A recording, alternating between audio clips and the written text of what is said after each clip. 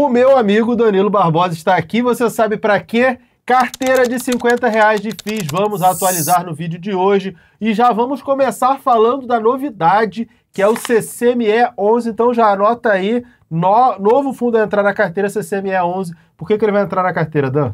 Primeiro, nós vamos aumentar a diversificação da carteira, hoje ela está com 4 ativos, a gente está com 2 cotas do GARI 11 na antiga movimentação, para quem não acompanhou. Nós vamos vender uma cota desse fundo GARI 11 e alocar no CCM 11. Mas calma, você não precisa sair vendendo as cotas do seu GARI 11, né? A primeira coisa que você vai pensar é isso. Porque a proposta da carteira de R$50 é justamente fazer você colocar o pé na água, começar a investir em fundos imobiliários. Ah, Danilo, posso colocar R$100 na carteira de R$50? Pode. Você não tem a necessidade de fazer essa movimentação. É justamente para você começar com pouco e já começar a ganhar dinheiro, começar a ganhar rendimentos já no mês seguinte. Essa carteira de R$50, eu, por exemplo, acho que eu tenho R$1 milhão na carteira de R$50, porque eu conheço os fundos. E o CCME, ele tem alguns detalhes interessantes. É o primeiro e único multi-estratégia da Bolsa, né? Perfeito. Primeiro, a fazer realmente essa diversificação de alocação do dinheiro que ele auferiu ali, que ele ganhou nas emissões. Então, ele aloca tanto em ações, aloca em fundos imobiliários também, ele aloca em ativos reais, ativos de imóveis, né, do mercado real, não em FII que investe em imóvel. Ele também investe em CRIs, em ativos de dívida. Então ele é o primeiro multi-estratégia raiz a investir em todos esses tipos de veículo e isso traz uma segurança para o fundo em termos de diversificação de portfólio, olhando um fundo que é bem relevante, né, um fundo de mais de 700 milhões de patrimônio. Então é um fundo relevante, é um fundo que está barato, a gente também tem esse isso, critério. Na verdade, é um dos principais motivos. Está muito barato, está com desconto muito grande. Ele é um multi-estratégia, então o gestor vai fazer trade. E aí você vai me perguntar, Mira, você não gosta muito de FOF? De fato, eu não gosto, porque é meio que o gestor fazendo trade. Esse fundo, ele tem algumas características que eu achei muito interessante, que é o quê? Ele é, sim, para trade, ele está na carteira visando trade, esse é o nosso objetivo, então significa que daqui a alguns meses ele pode sair. Eu acredito que ele ainda vai ficar na carteira pelo menos um ano. Por quê? A gente conhece o trabalho da gestão, conhece o fundo, o que tem dentro do fundo, e esse fundo ele tem um prédio residencial lá na Vila Olímpia, que pequenas propriedades, principalmente alugado para os estudantes do INSPER, que dá para ir a pé. Se você não conhece Vila Olímpia, se você não conhece São Paulo, é um dos lugares mais caros de São Paulo, então o metro quadrado lá é bem caro e esse imóvel foi comprado ali durante a pandemia, então eles pagaram muito barato, se não me falha a memória, R$12 mil o metro quadrado. A gente estima que ele vai vender ali pelo menos aos R$17 mil o metro quadrado. Isso vai fazer com que ele distribua um dividendo alto durante bastante tempo, ou se ele vender o prédio todo de uma vez, aí ele vai ter que distribuir tudo de uma vez, mas a ideia foi pelo menos o que eu falei para o gestor. Falei, cara, vende um apartamento, vende 2 por mês. Se ele ficar vendendo 2 por mês durante uns 3, 4 anos, ele vai ficar distribuindo um dividendo muito acima do normal, pelo menos uns 20, 30%. Então, ele tem esse ativo. Mira, mas faz sentido vender? Esse é um fundo de trade, então o gestor compra os ativos para fazer trade. Então, ele tem essa joia ali para ser vendida, inclusive ele já estão conversando com o mercado para tentar vender, porque ele vai vender, vai tentar comprar outra coisa, e aí ele vai vender, vai pagar, o dividendo vai lá em cima, ele está muito barato, ele caiu muito, e está muito barato na cotação atual, por isso a gente está vendo ali uma oportunidade de trade, e por isso ele entra na carteira, porque cabe. Mas aí já tem o primeiro, vamos para o segundo, o Dan já adiantou, o GARI, ele continua na carteira, a gente só tinha aumentado a posição dele, porque estava com 4 fundos, agora que ela volta a ter 5, a gente pode ter a mesma proporção. Mira, tenho que vender uma cota do GARI? Não precisa, mas se atente a manter o mesmo valor de dinheiro em cada um dos fundos. Não é nem a mesma quantidade de cotas, é a mesma quantidade de dinheiro. Ah, botou R$100 em um, R$100 no outro, 100, vai comprando a quantidade de cotas para ter o mesmo volume de dinheiro que você tem em um fundo, você vai ter em todos os outros fundos. Então já temos o CCME e o GARI 11. Não mudaram os fundamentos dos fundos, mas a gente tem um grande desconto por conta da queda dos fundos imobiliários, provocado pela questão fiscal do país e um monte de coisa, alta da renda fixa, e a gente tem ali muitas oportunidades, inclusive o dividend yield do preço atual desses nossos 5 fundos da carteira de R$50, essa carteira está pagando ali perto de 1,2% ao mês, isento de imposto de renda. Isso aí dá, sei lá, uns 15%, 16% ao ano. Se você fosse considerar com um imposto de renda de 20%, de um investimento de 20%,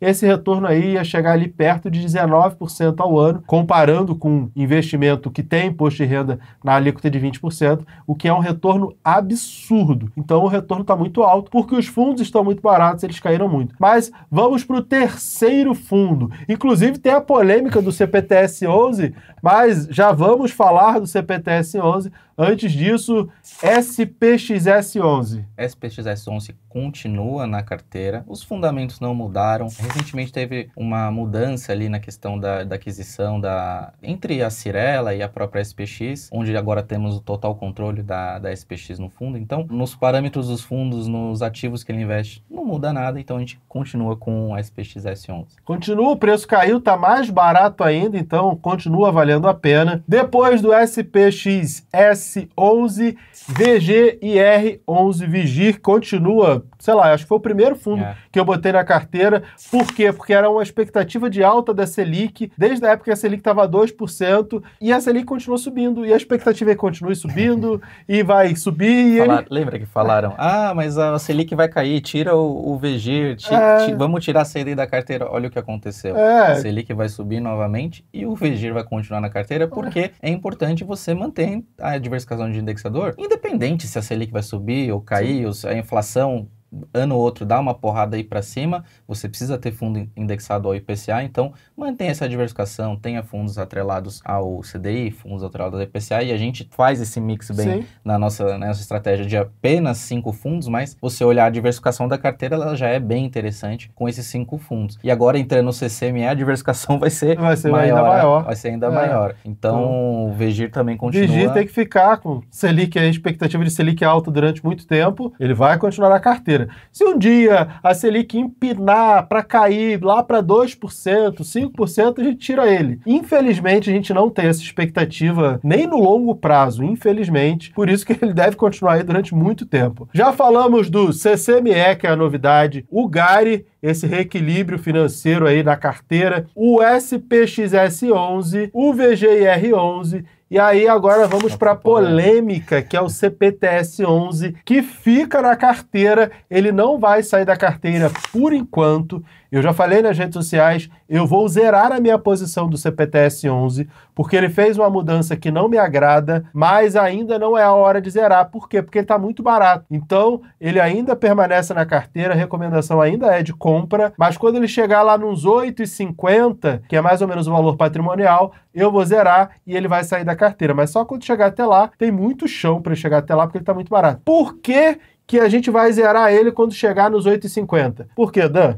Conta aí a polêmica. Teve uma questão de uma assembleia que foi convocada e dentro da assembleia foram propostas várias modificações dentro do fundo. E uma delas que eu e o Miro a gente já de bate-pronto não gostou foi da mudança da contabilização da taxa de administração, que vai haver uma mudança nessa regra. O fundo deu várias justificativas de que isso vai beneficiar, mas na nossa visão, você não deve ali colocar uma taxa de performance baseada num CDI, fundo que tem uma estratégia também mais IPCA. Para a gente não faz muito sentido isso. Pode beneficiar no curto prazo ali a questão da contabilização do dividendo, aumentar um pouco, mas na nossa visão, performance em cima de CDI, num fundo que performa IPCA, para nós a gente não faz muito sentido. O fundo, também é bom pontuar que ele teve uma estratégia que hoje não está sendo muito feliz, que foi na questão de aquisições de operações compromissadas reversas. Para não alongar esse vídeo aqui para ficar meia hora falando, é uma estratégia que foi bem sucedida ali no passado, mas hoje com a CDI mais alto, tem sido bastante detrator para o fundo. No geral, o resultado está meio que no 0 a 0, né? Se você pegar o horizonte todo dessa estratégia de ficar, vamos operar vendido, né, no CDI, comprar IPCA e você ganhar esse gap aí de operações compromissadas reversas. Então, no geral, está meio que no 0 a 0, a gestão está comprometida em diminuir isso, mas é algo que vai ainda penalizar o resultado do fundo e a gente está olhando a cota justamente mais amassada por conta desses rendimentos que estão sendo impactados por essas operações. Não vou criticar essas operações. Eu vou criticar, não gostei da taxa de performance, Perfeito. Acho que não faz sentido, e eu não gostei também que ele vai virar FOF, ele vai virar um hedge fund, ele vai poder, ele quer, igual o CCME, que quer tradear um monte de coisa, e eu comprei o fundo, eu comprei esse fundo da época que ele era negociado no balcão, era o CPTS 11B, isso já tem aí uns 4, 5 anos que eu tenho esse fundo na carteira, e a ideia era ser um fundo de papel, tudo bem, ele fazia umas operações lá com outros fundos, num pedaço sempre menor da carteira. Sempre teve, mas agora eles decidiram na Assembleia lá, foi aprovado, que ele vai ser um fundo de faz tudo. E eu não comprei ele para isso. Se eu quisesse, eu tinha comprado o CCME, que eu vou comprar agora, inclusive. Então, essas mudanças todas não me agradam, mas eu não vou vender agora porque ele tá tão barato que não faz sentido. Quando voltar ali para uns 8,50, que é próximo do valor patrimonial, eu vou zerar ele na minha carteira e vou tirar também da carteira de R$50. Então, recapitulando, CCME, GARI 11, SPXS 11, CPTS 11, VGIR 11 são os 5 fundos da carteira de R$50. É isso, Dan? Boa, obrigado pela participação aqui também, tá sempre junto. Bom, sempre bom estar aqui. Me sigam nas redes sociais também. Segue o Dan aí. É @DanCNPI, que lá eu posto bastante coisa todo dia, muita novidade de que muito analista nem pensa em compartilhar, a gente já está usando muita tecnologia.